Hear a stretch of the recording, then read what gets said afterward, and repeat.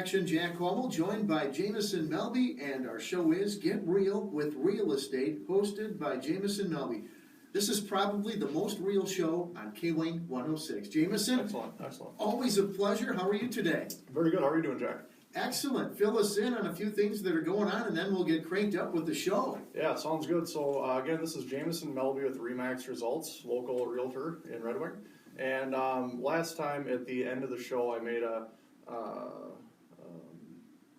announcement, I guess it would be. So I'm in a local B&I group, and this coming Wednesday, May 10th, from 11:30 to 1:30, we have a visitor day. So this is held at the St. James in the Main Street room. So if you are in a business where you could grow from referrals, please check us out. Again, Wednesday, 11:30 to 1:30, and if you plan on coming, let me know and I'll register you. Fantastic. You ready to roll with the rest of the show here today? I am, yeah. We have some real estate questions to answer. Oh, yes, we do. And I had a great show last week in our debut show, and this is episode number 2. Our first question, Sean in Red Wing asking, how do appraisals determine what a house is worth? Okay, that's a really good question. So when we sell a house, we negotiate a sale price on that, but the appraiser is going there to make sure that price is appropriate for the home and the condition, because the bank is lending money to the borrower for this house. They just want to make sure that this is definitely, the house is in a decent condition and that it's worth the money that they're loaning you. So if, God forbid, something happens and they need to take this home back, that they can resell it for that price. So yes, the buyer pays for the appraisal, but really it's for the bank lending the money. All right, makes sense. I guess it makes dollars and cents. It does. So yes. Another one here from Sean also asking, what is the difference between an appraisal and a home inspection? Okay, so yeah, it's a great follow-up question. So like I said, the appraisal is there for just a general condition overview and to make sure the price for the home is good. So a home inspection is really important. So that's where a trained home inspector goes into the house. They're looking to make sure there aren't electrical issues, plumbing issues, are the outlets grounded, are there water leaks? They check the HVAC system, the roof, chimney flashing. I mean, they want to make sure that you don't have foundation issues, leaks in the home, things that are really going to create an issue down the road. So the cost is usually about $350, but if they find something that's $5,000, $10,000 that you can avoid, renegotiate with the seller, have that fixed. Super important to have the home inspected. We always recommend that. All right.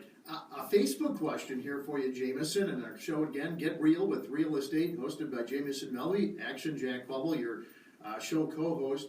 In regards to capital gains tax, what if I'm selling my house in less than 2 years and break even or take a loss? How would that work? What do you think about that with the capital gains tax? Right. So last week we had a question about the capital gain, and you need to stay in your home for 2 years. But if you're selling it in less than 2 years, the big thing is the word gain. So if you're not making a gain, there's really nothing to tax. So that being said, I'm not a CPA, and my license does not allow me to give tax advice. So I do have to refer you to a CPA, of your choice to answer those questions.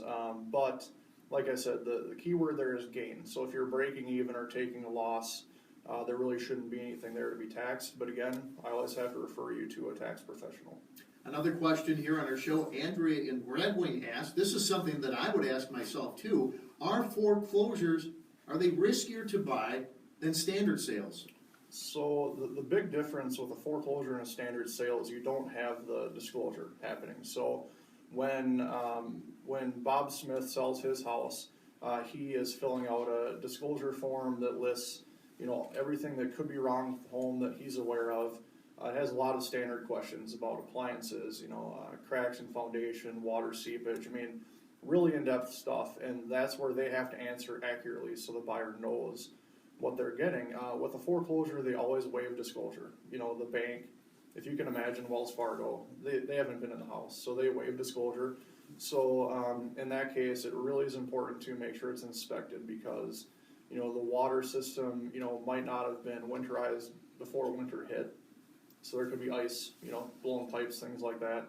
So it's always extremely important, more so than a standard home, to have those inspected. All right, very good. To Rochester, where Caitlin asks, what can I do to better prepare myself for home buying down the road? Yeah, that's really good. So, the home buying process isn't, short by any means. So what you'd want to do is make sure, first and foremost, you have a good credit score. So if you're looking to buy in 6 months or a year, I would, go to one of the free websites, have your credit pulled, and make sure you're at least at like a 640 for that. So if you're not at a 640, I would recommend talking with a loan officer or myself. We can counsel you on what to do to raise your credit score, things like that. Start saving money would be another good option, because even though we do have access to zero down loans, you still have earnest money, you still have inspections to pay for, appraisals, things like that. So I'd recommend having at least $2,000 saved. Make sure that credit score is up there. Work with a good loan officer to get that pre-approval, so you can be, in a position of strength when you do start looking at homes. We have another question in here today from Andrea. What's a short sale and why do people need them? Okay, so short sales, the thing with a short sale is somebody typically has been behind on their payments.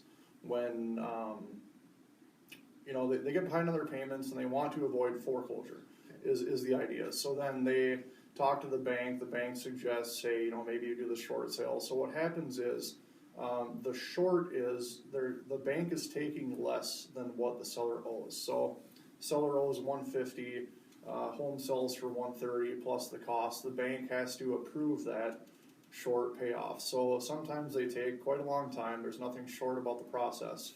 Short is what the bank is not getting. So it's a little bit of a trickier process, a lot more paperwork, patience. It takes time to get those processed, but no, they're good. I mean, the thing is, right now in this market, foreclosures have a lot of demand, so people are looking at a lot of them.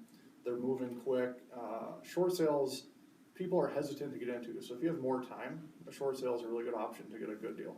All right, there you go. Another frequent question asked is, when I have my offer accepted, should I have a home inspection? Yep, so that's a good follow-up to what I said earlier. I mean, I always recommend having an inspection done. Sometimes people, waive a home inspection and then they end up deciding later that maybe they should have had one done. There's a lot that we can't see and walk through, as I'm not a home inspector myself. We can only see so much, but home inspections are very, very important to have done. All right, another Facebook question for you here, Jameson. On our show, Get Real with Real Estate, hosted by Jameson Melbye. I'm Jack Caldwell. And the Facebook question is, I think I know the answer, but you're the expert. What is the MLS? The MLS. So MLS stands for Multiple Listing Service. That is really what gives the agents the power, is our data and, the holding of the data. So every broker inputs their listings into the MLS, and then that's where we can search, homes for sale, pending, things like that. We can pull up our market reports. The MLS is the data supplier to Zillow, Realtor.com, Trulia, things like that. So we always say too, when you're searching for homes, really, it's not a good idea to go through Zillow, Realtor.com, Trulia. Those are third-party websites. We always recommend broker websites because they're updated much more often throughout the day than, the Zillows are. So broker websites, direct feeds, they're the best way to get the data. All right. And our final question, Jameson, is, what is earnest money and what is it used for? Okay, earnest money. So, like I said, when you want to have, about $2,000, I say minimum to buy a house, you're typically putting $1,000 down with your offer. So the $1,000 with your offer is saying, hey, I'm a good buyer. Here's money that if I back out, chances are you're going to be able to keep. So that being said, it's credited towards your purchase. So if you have a down payment, you're putting down, that's less money at closing you have to bring in. If something comes up in your inspection contingency, your financing contingency, you do get to get that money back. So we do have things in place where you can get that money back, but for the most part, it's to give the seller security, feeling good that that you're not going to back out of this deal. All right, excellent show today. Folks Thank want to get in touch with you, Jameson. What do they need to do? Well, my cell phone number I always give out is 651-764-8933. You can find me on the web at jamesonmelbye.com or Facebook. I have a Facebook page, Remax Results, Jameson Melbye. Excellent. We'll see you again next week. Thanks for joining us. Awesome. Thanks, Jack. Appreciate All it. right, there's our show. It's Get Real with Real Estate, hosted by Jameson Melbye.